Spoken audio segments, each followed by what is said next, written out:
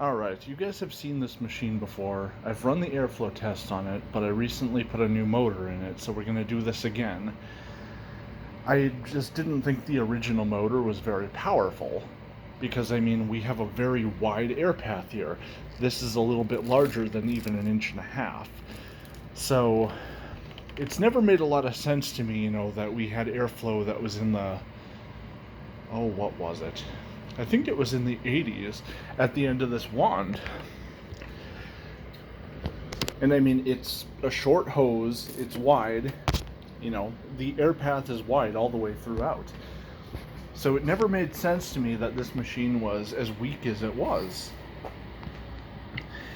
And it's like, if we look, well, you guys might not be able to see it now, but yeah, the motor is right below here. Like, you can, you know, if this filter case were not in place, you would actually be able to touch the fan case. So, I mean, you know, the air path here is extremely simple. So it's like, there's no reason for it to have such low power. Anyways, my initial thought here was just to get a motor with better flow. And what was in here before, I can't remember exactly, but I know the airflow is rated for about 94 CFM. And so I found this motor on Marketplace. Apparently it was used as part of like a Banks pneumatic tube. And this motor had significantly more airflow, but its suction rating wasn't like super, but I figured we were only getting 60 inches of suction out of this thing before.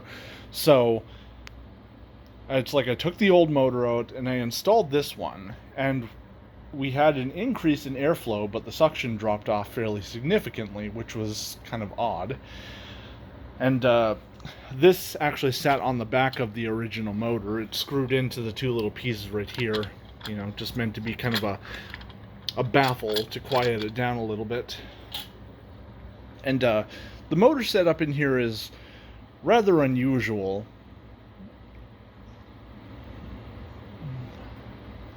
Yeah, so I mean, it's just sitting in there on top of like a seal.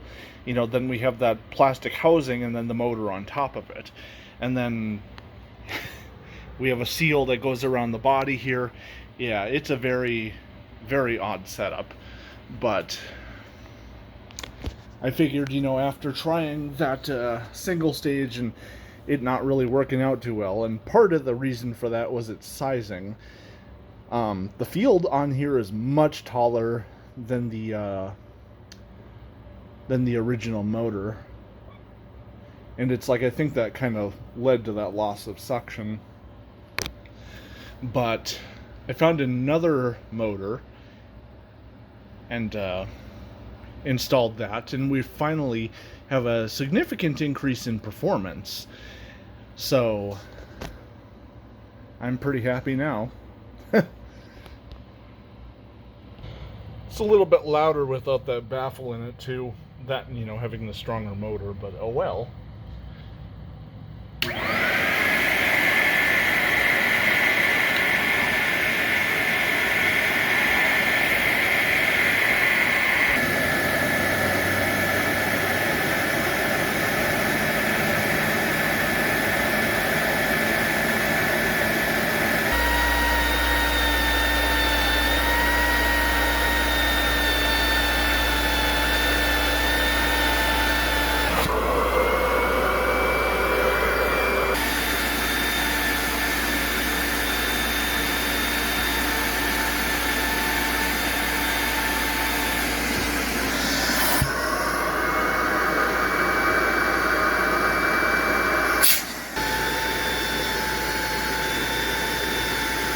Whoops.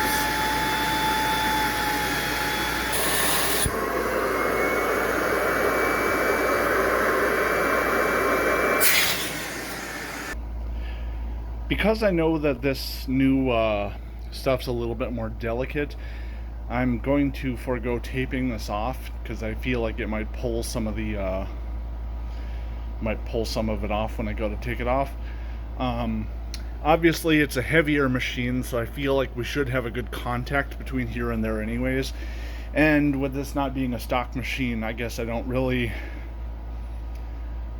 I'm not putting a huge amount into the accuracy. I just want to see, you know, how much it's improved.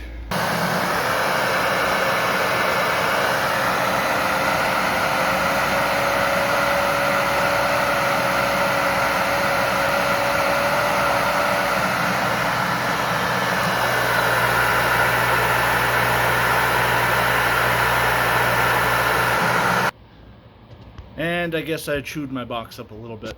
Whoops. And here's what was rattling around. So I just did the cleaning test and then realized, oh my god, you know, it's like I wasn't recording. So we're doing this again.